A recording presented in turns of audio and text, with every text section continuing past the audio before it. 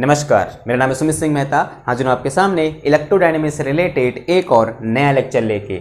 आज का हमारा है लेक्चर नंबर 107 और आज के इस लेक्चर में हम क्या करने वाले हैं, हम एक पर्टिकुलर डेरिवेशन पर फोकस करेंगे। और डेरिवेशन क्या रहेगा कि हमारे पास क्या होगी, एक कंडक्टर रॉड होगी और उस रॉड को क्या करेंगे, हम किसी एक यूनिफॉर्म मैग्नेटिक फील्ड में मूव कराएंगे और हमें फाइंड करना होगा कि उस रॉड में कितना ईएमएफ क्या हुआ, इंड्यूस हुआ, और उसमें कितनी करंट क्या करेगी, फ्लो करेगी, और उसमें लगने वाला मैग्नेटिक फोर्स कितना होगा, और उसमें जो एनर्जी होगी, या बोल सकते हैं कुछ इस तरह का हमारे पास अरेंजमेंट होगा, तब इस रजिस्टर में कितनी एनर्जी हमने डिलीवर की वो हमें क्या करना होगा, फाइंड करना होगा।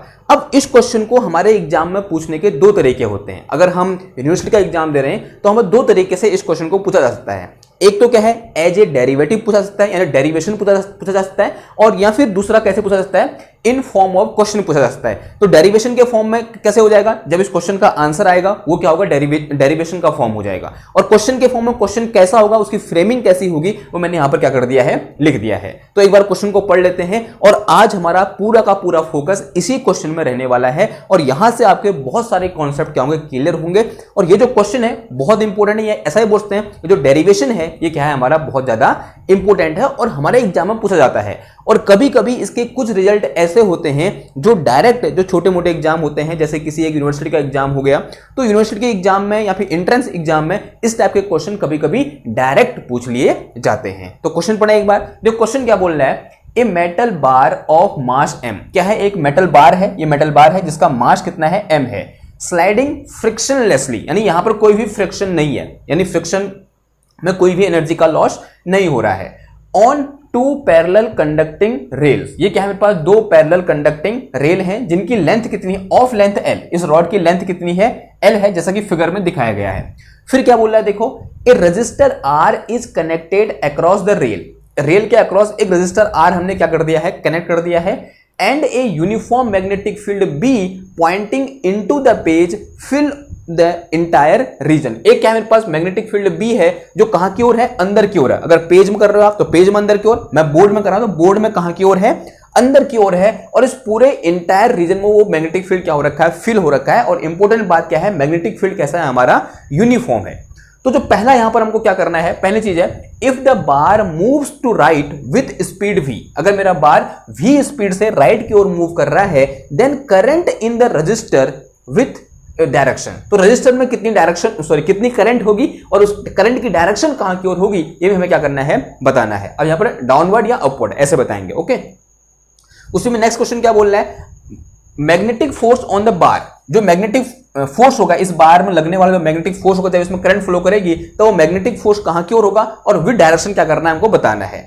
जो सी क्वेश्चन है, सी पार्ट है इसका, क्या बोल रहा है, if at t equal to 0 v equal to v naught, एक कंडीशन दे रखी है कि t time t equal to 0 पर इस बार की जो वेलोसिटी है वो कितनी है, v नॉट है। फिर बोल रहा है बार लेफ्ट टू स्लाइड, उसके बाद ऐसे धक्का दिया हमने इसको, इसके बाद v वेलोसिटी आई, v नॉट वेलोसिटी आई, फिर हमने इसको धक्का दिया, फिर क्या बोल रहा है, left to slide and find the speed at time t equal to g, time t equal to t पर। इसको एक बार धक्का देने के बाद छोड़ दिया हमने, ओके। फिर time t equal to t पर उसकी वेलोसिटी क्या होगी, ये हमें क्या करना है, फाइंड करना है। फिर स्पीड क्या होगी, ये हमें क्या करना है, फाइंड करना है। और जो d पार्ट है वो बहुत इंपॉर्टेंट है, क्या बोल रहा है, if 1/mv² is the initial kinetic energy of bar. Obviously बात है, अगर उसकी इनिशियल वेलोसिटी v नॉट है तो काइनेटिक एनर्जी कितनी उसकी, हाफ mv² होगी।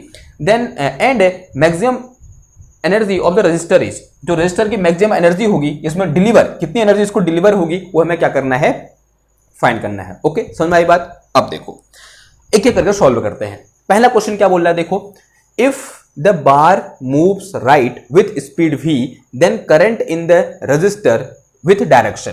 अब यहाँ करंट कब फ्लो करेगी, जब यहां पर कोई एक ईएमएफ इंड्यूस होगा। तो पहला एम क्या रहेगा मेरा, ईएमएफ निकालना। अगर ईएमएफ एक बार निकल गया, रेजिस्टेंस R दिया हुआ है, तो करंट निकालना क्या हमारे लिए बाएं हाथ का खेल है। तो सबसे पहले हम क्या करेंगे कि यहां पर इस बार के मूव करने की वजह से इस मैग्नेटिक फील्ड में कितना ईएमएफ इंड्यूस हुआ या फिर कितना मोशनल ईएमएफ इंड्यूस हुआ, वो क्या कर लेते हैं, पहले फाइंड कर लेते हैं। तो देखो, अब जैसे ये कंडक्ट एक बार को है, एक मेटल का बार है, एक मेटल का बार है, जब ये मूव करेगा तो इस मेटल के बार के अंदर क्या होते हैं, चार्ज होता है, पॉजिटिव चार्ज होता है और नेगेटिव चार्ज होता है।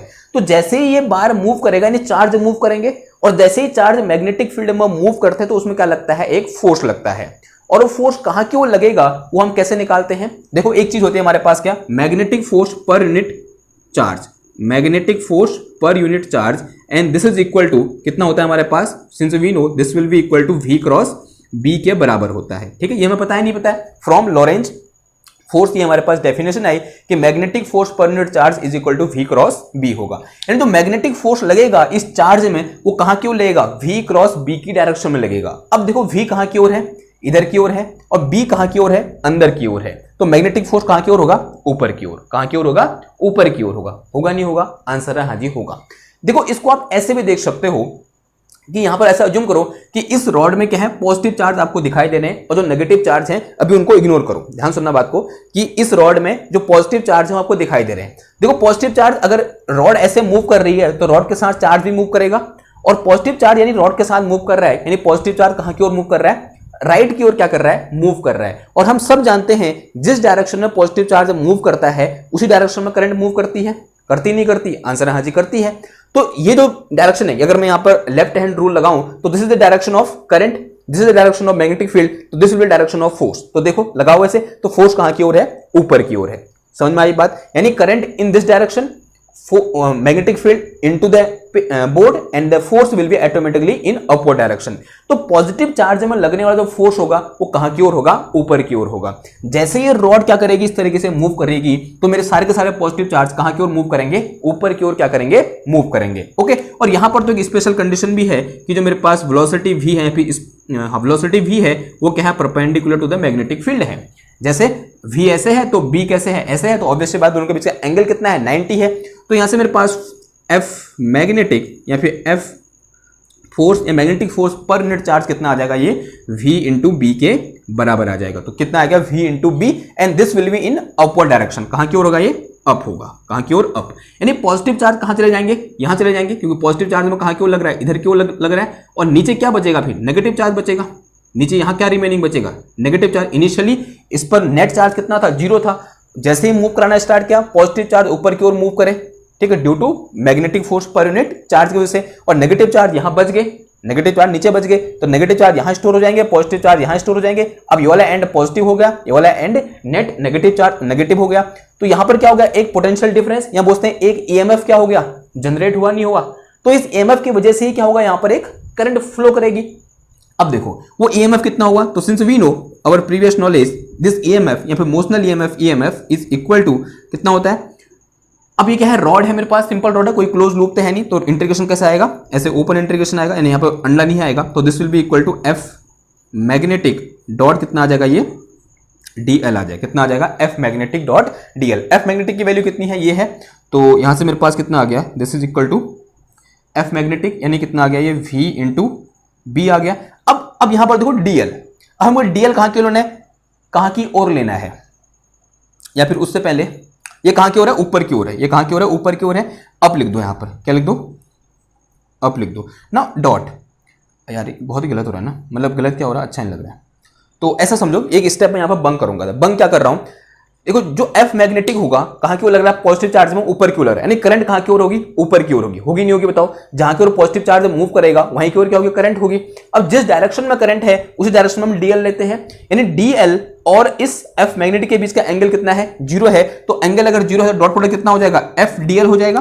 तो मेरे पास यहां पर सिंपल कितना आ जाएगा? ये डीएल आ जाएगा। समझ में आई बात? बिकॉज कॉस 0 कितना होता है? 1 होता है। तो एक स्टेप मैंने यहां पर बंक कर दिया। ओके, अगर मैं यहां पर बंक नहीं करना चाहता तो मुझे यहां पर एक स्पेशल कोऑर्डिनेट सिस्टम डिफाइन करना पड़ता है, एक्स वाई जेड। मैं उसको इग्नोर करना चाह रहा हूं। ओके, तो मेरे पास यहां क्या है? इन दोनों के बीच का एंगल कितना है? This F magnetic in positive charge और this F magnetic per unit charge in a positive charge और डीएल के बीच का एंगल कितना है? 0 है। तब यहां पर क्या आया? ऐसा आया। तो बोथ आर कांस्टेंट, तो मेरे पास कितना हो गया? ये v और b तो कांस्टेंट है, और अंदर कितना बच गया? Integration of DL, and this integration of DL will be equal to किस बराबर होगा? बताओ। एल के बराबर, यानी लेंथ ऑफ रॉड के बराबर, and length of rod is L. तो कितना आ गया? ये वी बी एल आ गया। तो जो ईएमएफ यहां पर इंड्यूस हुआ वो किसके बराबर हुआ? मेरे पास वी बी एल के बराबर हुआ। तो ऐसा ही कुछ रिलेशन हमने कल भी क्या किया था? कैलकुलेट किया था, जब हम किसी एक लूप को क्या कर रहे थे? एक मैग्नेटिक फील्ड में इस तरीके से स्लाइड करा रहे थे। ऐसा हो रहा था? नहीं हो रहा था? आंसर है हाँ जी, हो रहा था। अगर मेरे पास ईएमएफ निकल गया एक बार, अब करंट निकालना क्या हमारे लिए बाएं हाथ का खेल है। तो current will be equal to कितना आ जाएगा? बताओ। दिस करंट है आई इक्वल टू कितना होता है? ईएमएफ डिवाइड में कितना आता है? आर आता है। तो ईएमएफ कितना है मेरे पास यहाँ पर VBL और डिवाइड कितना आ जाएगा R आ जाएगा। This is current. तो इतनी करंट क्या है इस में क्या करेगी, फ्लो करेगी ना, यानी इस रजिस्टर में इतनी करंट फ्लो करेगी। देखो करंट क्यों फ्लो करे, ध्यान से देखो बात को। अब ये एंड क्या हो गया, पॉजिटिव हो गया, ये एंड क्या हो गया, नेगेटिव हो गया, यानी क्या आ गया, एक पोटेंशियल डिफरेंस आ गया यहाँ पर ना। और जब भी पोटेंशियल डिफरेंस आता है तो करंट फ्लो करती है। अब ये ऐसा अज्यूम करो कि ये बैटरी है, ये बैटरी का पॉजिटिव टर्मिनल है, ये बैटरी का नेगेटिव टर्मिनल है, ठीक है। थोड़ी देर के लिए उसका एनालॉजी इसको हम अज्यूम कर सकते हैं, ठीक है। रॉड एज ए बैटरी यहाँ पर काम कर रही है थोड़ी देर के लिए, ऐसा है नहीं बैटरी है, लेकिन थोड़ी देर के लिए ऐसा अज्यूम करो कि एज ए बैटरी काम कर रही है। This is positive terminal and this is negative terminal. तो यहाँ पर करंट कैसे फ्लो करेगी, ऐसे करेगी, नहीं करेगी, उस तरीके से। यानी इस रजिस्टर में जो करंट की डायरेक्शन होगी वो किस डायरेक्शन में होगी, डाउनवर्ड होगी। और इस रॉड में जो करंट की डायरेक्शन होगी वो कहां की ओर होगी, अपवर्ड होगी। तभी तो क्या बनेगा, एक पूरा सर्किट कंप्लीट होगा। और वैसे भी देख सकते हो पॉजिटिव चार्ज कहां की ओर जा रहा है, ऊपर की ओर जा रहा है। और जहां को पॉजिटिव चार्ज आता है वही क्या होती है, डायरेक्शन ऑफ करंट होती है। ये रॉड की बात हो रही है। यहां तो हम कैसे लाए, ये टोटल पॉजिटिव है, टोटल नेगेटिव है, तो higher potential to lower potential. Okay, समझ में आई बात। तो डायरेक्शन क्या हो जाएगी इसकी, डाउनवर्ड। तो कहां पर इन रहा आर में डायरेक्शन में कहां की ओर होगी, डाउनवर्ड होगी, कहां की ओर, डाउनवर्ड। ओके, समझ में आ गई बात। तो ये क्या हो गया हमारे पास, पहला क्वेश्चन क्या होगा, कंप्लीट हो गया, यानी पहला पार्ट क्या होगा, कंप्लीट हो गया। ओके, यानी ये वाला ए वाला। अब बताएं कहां पर, दूसरे वाले पार्ट में क्या बोल रहा है, मैग्नेटिक फोर्स ऑन बार। अब ये जो रिजल्ट आ रखा है ना, I is equal to VBL upon R, VBL upon R, इसको क्या करो यहां पर ऐसे नोट डाउन कर लो। और दूसरे क्वेश्चन में आते हैं, क्या बोल रहा है, magnetic force on bar and with direction. Magnetic force on bar निकालना है और डायरेक्शन भी क्या करनी है, फाइंड करनी है। देखो उसके लिए मुझे ये मिटाना पड़ेगा। एक काम करो, फटाफट स्क्रीनशॉट ले लो, मैं इसको भी मिटाऊंगा। ले लिया स्क्रीनशॉट ले लिया, तो मैं जा रहा हूं इसको मिटाने।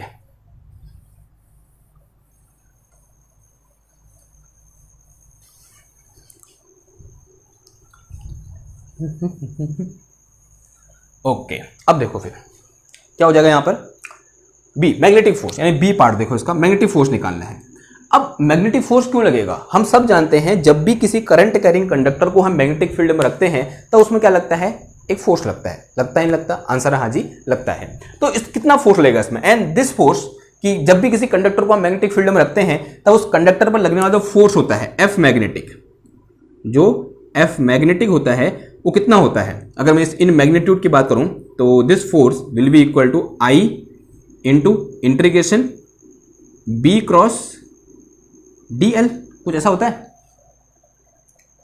B क्रॉस DL होता है, नहीं होता है। And this DL is in the direction of I, किस डायरेक्शन में होता है, करंट की डायरेक्शन में होता है। दिस इज फॉर्मूला, ये फॉर्मूला हमने पढ़ा था, बचपन की बातें हैं, बचपन की बातें नहीं, आज से कम 20 या 25 लेक्चर पहले जाओगे तो ये फॉर्मूला आपको वहां पर दिखाई देगा कि किसी अगर रॉड को हम किसी कंडक्टर को मैग्नेटिक फील्ड में मूव कराते हैं तब उस पर लगने वाला जो करंट कैरिंग कंडक्टर को हम मूव कराते हैं तो उसमें लगने वाला फोर्स कितना होता है, मैग्नेटिक फोर्स कितना होता है, इतना होता है। वहां पर अगर इन दोनों का एंगल 90 हो तो VIL साइन थीटा, ऐसे कुछ फॉर्मूला रटा था हमने क्लास 12th में, लेकिन वो रटने वाली बात यहां पर नहीं है। यहां पर हमें क्या क्या करना है, ये फॉर्मूला हमें पता होना चाहिए। ओके, नाउ अब देखो तो कहां क्यों लगेगा, डायरेक्शन बता करनी है सबसे पहले। तो देखो यहां पर फोर्स कैसे लगेगा, अगर मैं इन प्रैक्टिस की बात करूं तो फोर्स विल बी इन सच ए वे कि इट अपोज द चेंज। ये क्या करेगा, चेंज को अपोज करना चाहिए। फोर्स इस तरह से लगना चाहिए कि उसने क्या करना चाहिए, चेंज को अपोज करना चाहिए। यानी ये चेंज कहां की ओर हो रहा है, इसकी पोजीशन चेंज कहां की ओर हो रही है, इस डायरेक्शन में हो रही है, राइट की ओर हो रही है। तो ऑब्वियसली बात है लगने वाला फोर्स कहां की ओर होना चाहिए, लेफ्ट की ओर होना चाहिए। होना नहीं चाहिए, होना चाहिए नहीं होना चाहिए, आंसर है हाँ जी, होना चाहिए। ये क्या थी हमारे पहली इंस्टिंक्ट थी, यानी पहली सोच हमारी ये थी। अब क्या एक्चुअल में यहां पर ऐसा हो रहा है, देखो करंट कहां की ओर फ्लो कर रही है, ऊपर की ओर। और कितनी करंट फ्लो कर रही है, इतनी करंट कहां की ओर, अपवर्ड, यानी अपवर्ड डायरेक्शन में। और मैग्नेटिक फील्ड कहां की ओर है, ऊपर की ओर, सॉरी अंदर की ओर। और करंट कहां की ओर है, ऊपर की ओर। मैग्नेटिक फील्ड कहां, सॉरी मैग्नेटिक फोर्स कहां की ओर है, इधर की ओर। तो हाँ जी, जो हम बोल रहे हैं, जो हम प्रैक्टिकली सोच रहे हैं वो हमारा यहाँ पर मैथमेटिकली भी हमको दिखाई दे रहा है। यहाँ बोलते हैं थ्योरेटिकली भी हमें दिखाई दे रहा है कि जो मैग्नेटिक फोर्स है वो क्या है, जिस डायरेक्शन में हमारा कंडक्टर मूव कर रहा है उसके ठीक अपोजिट डायरेक्शन में है। ये बात समझ में आई आपको? अगर ये बात समझ में आई तो यहाँ पर इसका मैग्नीट्यूड क्या कर लो, फाइंड कर लो। डायरेक्शन तो पता चल गई है, डायरेक्शन कहां की ओर होगी, लेफ्ट की ओर होगी, सॉरी हाँ लेफ्ट की ओर होगी। और मैग्नीट्यूड यहां से फाइंड कर लेंगे। ओके, तो मैग्नीट्यूड फाइंड करने के लिए तो यहां से मेरे पास एफ मैग्नेटिक कितना आ जाएगा बताओ, F magnetic is equal to I की वैल्यू वो दी है, कितनी है देखो मेरे पास VBL अपॉन कितनी है, R है, एंड दिस इज इंटीग्रेशन। अब इन दोनों के बीच का एंगल कितना है, 90 है, because this D L is in the direction of current and magnetic field into the board. तो दोनों के बीच का एंगल कितना है, तो this is the direction of D L, this is direction of B, और दोनों के बीच एंगल कितना है, यहां मेरे पास कुछ गलत कर रहा हूं क्या, ये फॉर्मूला ये नहीं होता है, थोड़ा सा क्या चेंज आएगा। पहले क्या आता है, डीएल आता है मेरे ख्याल से ना,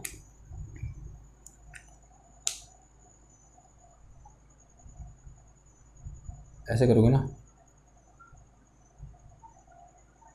पहले डीएल आएगा, क्या आएगा, फॉर्मूला थोड़ा सा गलत लिख दिया, मैग्नीट्यूड के टर्म में सही है लेकिन सही गलत तो गलत है, तो डी एल क्रॉस बी आता है। ओके, ये फॉर्मूला आता है, तभी तो क्या आएगा, डायरेक्शन डी एल इधर की ओर आएगी ना, D L cross B. D L कहाँ की ओर है, ऊपर की ओर, बी कहाँ की ओर है, अंदर की ओर, तो D L cross be in this direction. और दोनों का एंगल कितना है, 90 है। जो मेरे पास बी है वो क्या है, perpendicular to the D L है। ओके, तो ये कितना आ जाएगा मेरे पास, दिस इज बी इंटू कितना आ जाएगा, ये डी एल आ जाएगा, एंड बी इज कॉन्स्टेंट जो कि इंटीग्रेशन से बाहर आ जाएगा।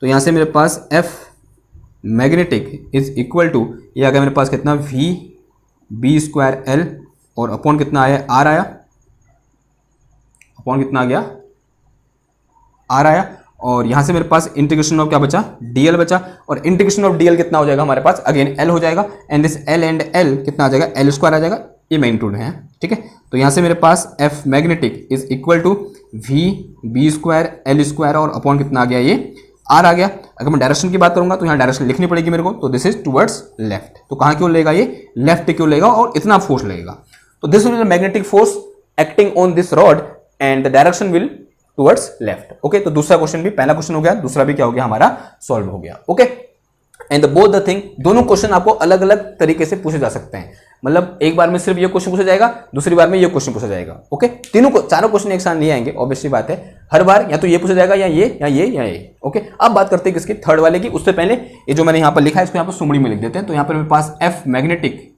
इक्वल टू कितना आया है मेरे पास, this is V B square L square, और अपॉन कितना है मेरे पास, आर है, कितना है, V B square L square upon R, and towards left. Left हमको पता है, वो लिखने की जरूरत है नहीं, मैग्नीट्यूड लिख दिया हमने, वो चाहिए हमको। ओके, ये मिटा दूं, फटाफट क्या करो, स्क्रीनशॉट ले लो, फिर उसको हम मिटाते हैं।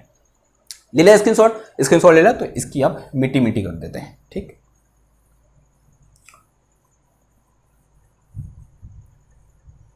नाउ अब देखो, अब जो मेरे पास सी पार्ट है उसमें क्या बोल रहा है, if at T equal to zero V equal to V naught, अगर जब time T equal to zero था तब उस टाइम पर जो वेलोसिटी थी इस रॉड की वो कितनी थी, वी नॉट थी, हमने वी नॉट वेलोसिटी दी उसको, कितनी, वी नॉट, फिर उसके बाद छोड़ दिया उसको चलने के लिए, उसके बाद हम कोई भी फोर्स नहीं लगा रहे हैं, और हमको बताना है कि टी टाइम के बाद उसकी जो वेलोसिटी है, यहाँ पे स्पीड है, वो कितनी हो जाएगी, ठीक है।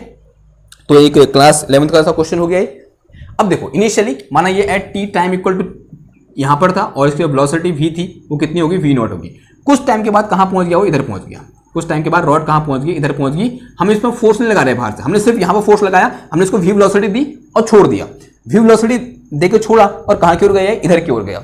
अब मुझे ये बताओ कि यहां पर रिटार्डेशन हो रहा होगा या फिर एक्सेलरेशन हो रहा होगा, यानी वेलोसिटी बढ़ रही होगी या फिर घट रही होगी, या फिर स्पीड बढ़ रही होगी या फिर घट रही होगी। देखो फोर्स को देखो, कहां की ओर लग रहा है, देखो फोर्स तो हमने इनिशियल लगाया, हमारा द्वारा लगाया गया फोर्स इनिशियल था, फिर हमने छोड़ दिया उसको, उसने बोला फिर छोड़ दिया कि लेफ्ट टू स्लाइड, फिर हमने छोड़ दिया। अब फोर्स कहां को लग रहा है, लेफ्ट की ओर, यानी force is in opposite direction to the motion, यानी यहां पर क्या हो रहा होगा, डी एक्सेलरेशन हो रहा होगा, सॉरी हाँ क्या हो रहा होगा, रिटार्डेशन हो रहा होगा, यानी क्या हो रहा है, वेलोसिटी कम हो रही होगी, यानी जो स्पीड है वो क्या हो रही होगी, कम हो रही होगी। माना यहां पर at T time equal to T पर जो वेलोसिटी है उसकी कितनी है, v है, तो यही v क्या करना है, हमको फाइंड करना है। अब देखो, तो since we know from Newton second law, Newton के सेकंड लॉ से हमको क्या पता होता है कि this F magnetic is equal to कितना होता है मेरे पास, एम ए होता है नहीं होता है, इन मैग्नीट्यूड कि F magnetic is equal to कितना होता है, एम ए होता है, फ्रॉम न्यूटन सेकंड लॉ। अब देखो एफ मैग्नेटिक हमें दिया हुआ है, कितना दिया हुआ देखो, उधर देखो V B square L square upon कितना है, ये आर है, and this is m into ये कितना आ गया मेरे पास यहाँ पे डी वी डिवाइडेड बाई कितना आ गया, डी टी आ गया, ऐ नहीं आया, आंसर है हाँ जी आया। अब एक काम करो, तो मुझे निकालना क्या है, v निकालना है, तो इस v को इधर ले आओ, तो और इस m को इधर ले आओ, तो कितना हो जाएगा, ये बी स्क्वायर एल स्क्वायर और अपॉन कितना आ गया, ये आर एम आ गया, कितना आया, आर एम, और डी टी इधर ले आओ, तो इंटू कितना आ गया, D T, and this is equal to 1/v into कितना आ गया ये dv आ गया। Okay, now integrating both side, तो दोनों क्या कर दो, इंटीग्रेट कर दो। यहाँ इंटीग्रेशन कहाँ से कहाँ, 0 से एट टाइम t, और जो v कहाँ से कहाँ चेंज हो रहा है, v0 टू कहाँ चेंज हो रहा है, v चेंज हो रहा है। ठीक है, अब ये चीज पूरी कांस्टेंट है, बाहर आ जाएगी ये मेरे पास कितना आ गया, this is equal to V L square upon कितना आ गया ये आर एम आ गया, और इंटू कितना आ गया ये टी आ गया, इंटू कितना आया टी आया, एंड लिमिट फ्रॉम 0 टू कितना आ गया टी आ गया, and this is equal to 1/v का integration with respect to v कितना हो जाएगा, log v हो जाएगा, ln v हो जाएगा, and limit this is v0, और ये कितना आ गया मेरे पास v आ गया ना। अब ये बड़ा टर्म है, ये पूरा कांस्टेंट है, b कांस्टेंट है, l कांस्टेंट है, r कांस्टेंट है, m कांस्टेंट है, तो इसको मैं एक पूरा टर्म को एक चीज मान लूं, मैं ऐसा अज्यूम कर लेता हूं कि लेट अस कंसीडर कि this b square L square upon R M is equal to क्या है मेरे पास अल्फा है। अब यहाँ पर ये क्या बचेगा, फिर यहाँ पर दिस इज अल्फा टी आ जाएगा, ये कितना आ जाएगा alpha T, and this is equal to आ जाएगा मेरे पास कितना एल एन वी माइनस कितना आ जाएगा एल एन वी नॉट आ जाएगा। आएगा नहीं आएगा, आंसर है हाँ जी आएगा।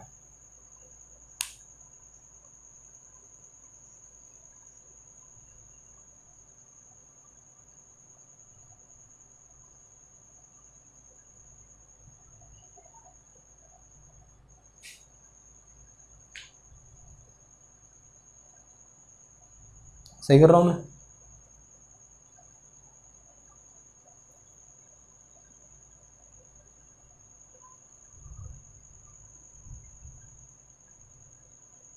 चलो देखो फिर कितना हो जाएगा इधर,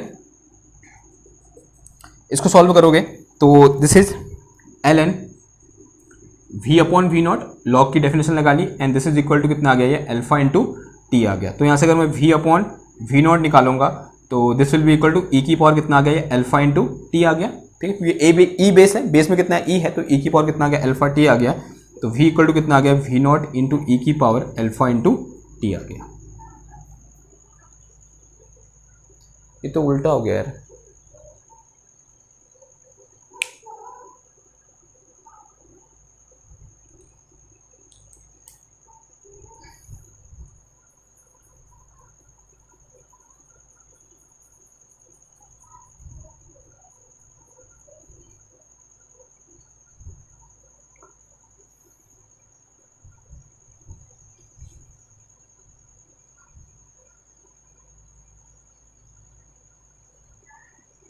देखो यहाँ पर एक करेक्शन हमें करना पड़ेगा, क्योंकि ये जो रिजल्ट आ रखा है ना हमारा, जो यहाँ पर इन प्रैक्टिस है उसे सूट नहीं कर रहा है।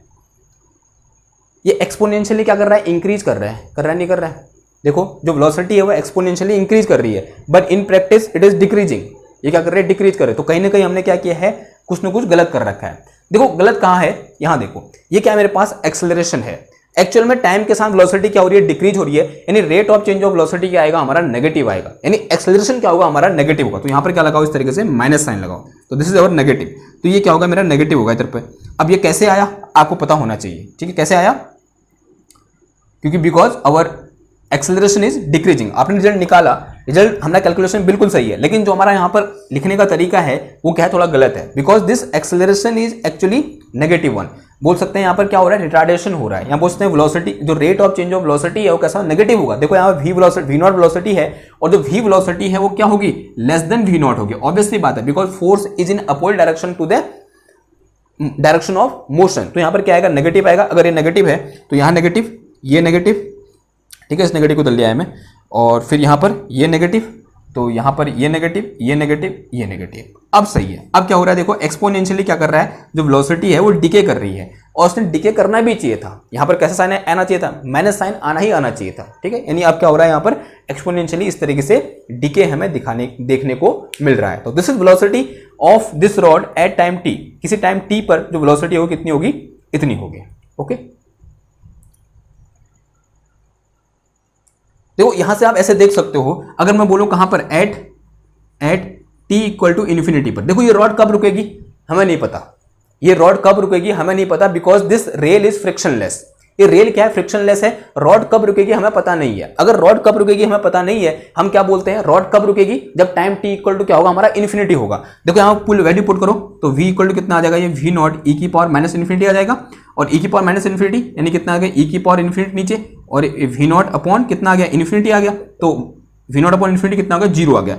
तो ये जो कैलकुलेशन अभी आ रखा है यहाँ पर, अब क्या है, ये बिल्कुल सही है। अब यहाँ पर कोई भी गलती हमने नहीं कर रखी है, ठीक है, समझ में आई बात। तो पहले थोड़ा हमारा करने का तरीका है, बोलते हैं सोचने का तरीका थोड़ा सा गलत हो गया। हम सोच सही रहे थे, लेकिन हम जो मैथमेटिकल इक्वेशन लिखी वो हमने थोड़ा क्या लिख दी थी, गलत लिख दी थी। अब हमारी इक्वेशन क्या है, बिल्कुल सही है, जो आप यहां से भी देख सकते हैं। ओके, जीरो पर तो कितना हो जाएगा, v0 हो जाएगा, वो यहां पर हमको देखने को मिल रहा है। तो ये जो एक्सप्रेशन निकल रखा है हमारे लिए, हमारा वेलोसिटी का एट टाइम t, वो हमारा क्या है, बिल्कुल सही है। और कभी कभी खाली ये एक्सप्रेशन भी पूछ दिया जाता है, ठीक है, रॉड दे दी जाएगी आपको, खाली ये एक्सप्रेशन पूछ जाता है कि वेलोसिटी के लिए एक्सप्रेशन क्या होगा, आपको 4 ऑप्शन दिए होंगे, उसमें एक पॉजिटिव वाला भी ऑप्शन होगा। ओके, समझ में आई बात। तो उसको आप ऑप्शन से भी मैच करा के उस क्वेश्चन को सॉल्व कर सकते हैं ना।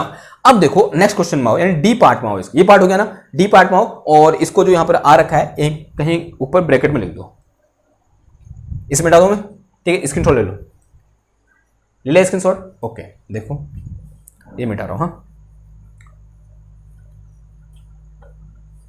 यहां पर जो वेलोसिटी निकल के आई मेरी, ये स्पीड निकल के आई, this is v not e की पावर माइनस का अल्फा t, जहां पर अल्फा कितना है मेरे पास, अल्फा है मेरे पास b square L square upon R M के बराबर है। अल्फा इक्वल टू कितना है, B square L square upon R M के बराबर है। ओके, तो मिटा दूं।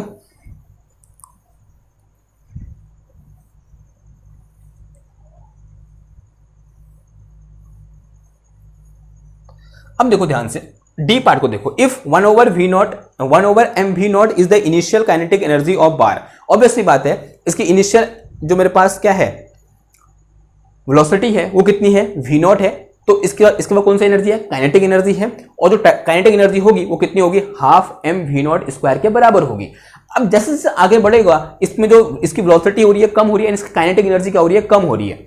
अब एनर्जी कम हो रही है तो वो एनर्जी कहीं ना कहीं खर्च हो रही है, यानी किसी न किसी को हम वो एनर्जी दे रहे होंगे, तभी तो कम हो रही होगी, बिकॉज एनर्जी क्या रहती है, हमेशा कंजर्व रहती है। अगर यहां पर एनर्जी काइनेटिक एनर्जी कम हो रही है टाइम के साथ साथ, क्योंकि वेलोसिटी क्या हो रही है, कम हो रही है। अगर टाइम के साथ स्पीड या वेलोसिटी कम हो रही है, यानी काइनेटिक एनर्जी कम हो रही है। अगर काइनेटिक एनर्जी कम हो रही है तो एनर्जी कहीं ना कहीं खर्च हो रही होगी, यानी किसी न किसी और चीज को दी जा रही होगी, और वो एनर्जी कहां जा रही है, इस रजिस्टर में जा रही है। ठीक है, कहां जा रही है, इस रजिस्टर में जा रही है। अब इस रजिस्टर में मैक्सिमम कितनी एनर्जी जा सकती है, इस रजिस्टर में मैक्सिमम कितनी एनर्जी जा सकती है, जितनी इस रॉड के पास इनिशियली थी उतनी तो जा सकती है, कोई नई एनर्जी तो आएगी नहीं।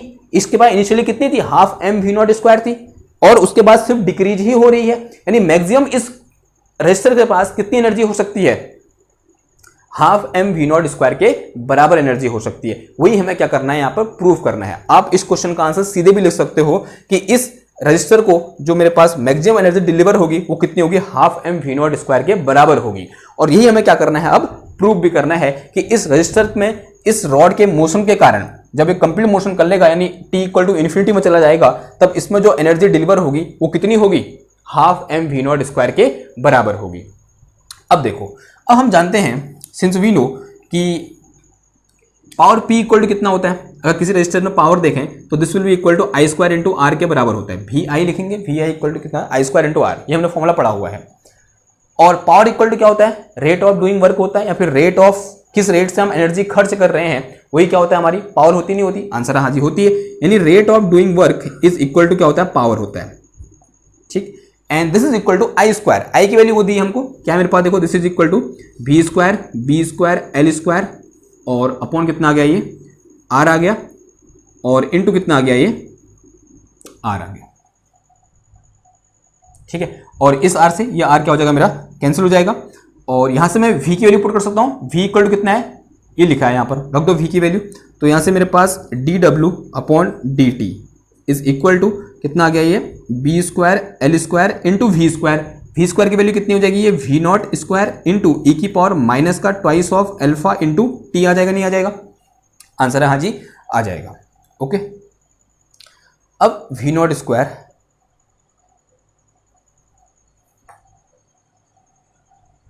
तो क्या करो इसको, अगर मैं ये क्या है मेरे पास रेट ऑफ डूइंग वर्क, तो डी डब्ल्यू इक्वल टू कितना आ जाएगा, this is B square L square V not square E की पावर माइनस का ट्वाइस ऑफ अल्फा टी, और इनटू कितना आ गया, ये डी टी आ गया।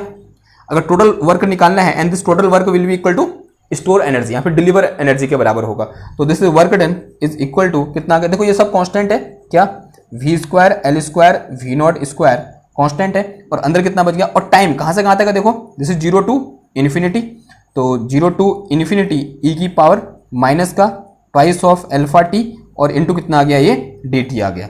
तो यहाँ से मेरे पास वर्क डन इक्वल टू कितना आ गया, this is B square L square V not square and इसका इंटीग्रेशन क्या हो जाएगा ई की पावर माइनस का ट्वाइस ऑफ अल्फा टी और अपॉन कितना आ गया माइनस का ट्वाइस ऑफ अल्फा आ गया and this limit is from zero to कहाँ गया ये इन्फिनिटी आ गया। लिमिट कहाँ से कहाँ आ गई, जीरो टू इन्फिनिटी।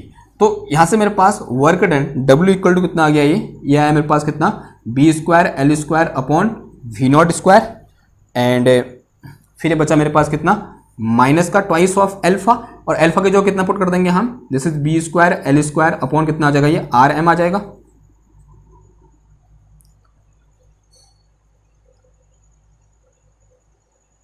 एक मिनट, ये आर स्क्वायर होगा यार, ये क्या होगा मेरा आर स्क्वायर, तो सिर्फ एक आर कैंसिल हो जाएगा तो यहाँ upon R upon R upon R upon R और यहाँ पर एक आर इस तरीके से बचेगा ही बचेगा। ठीक है, फिर इनटू में कितना आ गया देखो, पहले इन्फिनिटी फिर जीरो पुट करेंगे तो इन्फिनिटी माइनस इन्फिनिटी तो कितना आ जाएगा ये, तो ई की पावर माइनस इन्फिनिटी आ जाएगा, फिर माइनस ई की पावर कितना आ जाएगा माइनस जीरो आ जाएगा, जीरो आ जाएगा। ठीक है, तो ऐसा कुछ हुआ। देखो इस आर से ये आर गया, इस बी स्क्वायर से बी एल स्क्वायर से ये बी एल स्क्वायर गया, तो यहाँ से वर्क डन इक्वल टू कितना आ गया देखो माइनस का वी नॉट स्क्वायर अपॉन कितना आया 2 आ गया और यहाँ से ऊपर m ऊपर चला जाएगा और यहाँ कितना बचा है माइनस का 1 बच गया, तो ये माइनस से ये माइनस कैंसिल हो गया तो W इक्वल टू कितना आ गया, ये half of m V not square आ गया। ठीक है, और यही हमको रिजल्ट क्या होता चाहिए था, यानी इतना वर्क करना पड़ा, यानी जो मैक्सिमम वर्क करना पड़ेगा इतना वर्क होगा मैक्सिमम, किसके कारण, यानी इस रॉड को यहाँ से यहाँ स्लाइड करने में, या बोल सकते हैं this work done will be equal to the energy delivered to the resistor, because work done equal to क्या होता है एनर्जी के बराबर होता है। ठीक है ना, वर्क एनर्जी थ्योरम पढ़ी है आपने।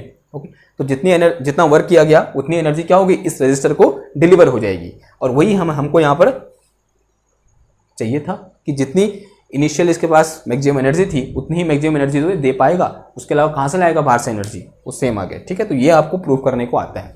तो इसको कभी कभी अगर this work done equal to energy, this work done will be equal to energy, किसके बराबर होगा ये एनर्जी के बराबर होगा, तो एनर्जी ई इक्वल टू कितना हो जाएगा मेरा half of m V not square. Okay, अगर आपका मल्टीपल चॉइस क्वेश्चन में आएगा तो आप सीधे यहाँ पर टिक करोगे, अगर प्रूफ करने को आएगा तो इस तरीके से प्रूफ करोगे, पहले वेलोसिटी निकालना पड़ेगा एट टाइम t, तो उसके बाद वहां की हेल्प से क्या निकल जाएगा हमारा वर्क डन फाइंड हो जाएगा। ओके, तो ये क्या हो गया हमारा आज का क्वेश्चन हो गया। क्वेश्चन बोल सकते हैं या फिर एक इंपॉर्टेंट कॉन्सेप्ट बोल सकते हैं या फिर एक पूरा हमारा जो डेरिवेशन है वो बोल सकते हैं। ओके, तो आज के इस लेक्चर को यहीं पर समाप्त करते हैं, और जो आने वाले लेक्चर हैं उसमें हम ईएमएफ से रिलेटेड, मोशनल ईएमएफ से रिलेटेड बहुत सारे क्वेश्चन करेंगे। जो हमारा नेक्स्ट क्वेश्चन ही रहेगा वो क्या होने वाला है, एक इंपॉर्टेंट क्वेश्चन होने वाला है। जितने भी अच्छे क्वेश्चन है मैं यहाँ पर आपके सामने रखने की कोशिश करूंगा, कम से कम 6 क्वेश्चन मैं आपको और करने की कोशिश करूंगा जो कि हैं बहुत इंपॉर्टेंट है। मैंने इधर से छांट के कुछ ग्रिफिथ से या फिर कुछ अन्य बुक से छांट के मैंने रखे हुए हैं, और उनको हम क्या करेंगे यहाँ पर सॉल्व करेंगे। ओके, और आपका दायित्व तो बनता है कि आप उन क्वेश्चन को करो, जब करोगे तभी तो क्या होगा आप आगे जाके कुछ कर पाओगे। ठीक है, करोगे ही नहीं, कुछ बच्चे क्या होते हैं आलसी टाइप के होते हैं, वो नहीं करते हैं, वो वीडियो की टाइमिंग देखते हैं 30 मिनट छोड़ देते हैं। अगर आपको सीखना है चीज़ों को, अगर आपको डेप्थ में जाके इस चीज़ों को सीखना है तो आपको ये सब चीज़ें पढ़नी पड़ेंगी और इसी तरीके से पढ़नी पड़ेंगी, और कोई शॉर्टकट है ही नहीं भाई दुनिया में। अगर आप सोच रहे हो कि इस दुनिया में कोई शॉर्टकट है इन सबको करने का, तो मुझे तो नहीं मिला। सबसे पहले अगर शॉर्टकट है तो मैं चाहता हूँ कि मुझे मिल जाए ना। सक्सेस किसको नहीं होना है, सबको होना है, लेकिन है नहीं ना, नहीं मिलेगा। आप ढूंढोगे फिर भी नहीं मिलेगा, आपको वर्क करना ही पड़ेगा ना। बहुत सारे बच्चे ऐसे होते हैं वो बीएससी कर लेते हैं, फिर मैं उनके बयान सुनता हूँ, अब मैं उनसे कहता तो कुछ नहीं हूँ, मतलब वो अपनी डिग्री को कोस रहे होते हैं। कितनी गलत बात है, कितनी ख़राब बात है। वो कहते हैं कि बीएससी की डिग्री किसी काम की नहीं है, लेकिन पता सच्चाई क्या है, उन्हें बीएससी में पढ़ाई करी ही नहीं। चलो फर्स्ट सेम में सभी मस्ती मारते हैं, उसके बाद भी उन्होंने कभी पढ़ाई नहीं करी ना। वो कॉलेज गए, एक छोटी सी बुक पढ़ ली, पतली सी बुक आती है, किसी भी यूनिवर्सिटी की ले लो, अगर कोई हमारे पास स्टेट यूनिवर्सिटी है तो वहाँ पास होना बहुत ही आसान होता है। कोई भी state university all over India, वहाँ पास होना बहुत आसान होता है, क्योंकि उनकी रेफरेंस बुक बनी होती है। रेफरेंस बुक भी नहीं बोलेंगे उसको हम, बहुत पतली पतली बुक बनी होती है, और उन बुक में कुछ छटे हुए क्वेश्चन होते हैं, और वही क्वेश्चन हमारे एग्जाम में आते हैं, हम उनको कर लेते हैं और पास हो जाते हैं। और हम सोचते हैं हमने बीएससी कर ली। नहीं, अगर आपको अपनी पहचान बनानी है तो आपको ये सब कुछ करना ही पड़ेगा। आपको बीएससी लेवल का बनना पड़ेगा, सिर्फ ठप्पा लगने से कुछ नहीं होता है। तो इतना बात अपने दिमाग में बैठा के रखिए, ठीक है, और पढ़िए, मेहनत करिए, ठीक है, उसी से काम बनेगा।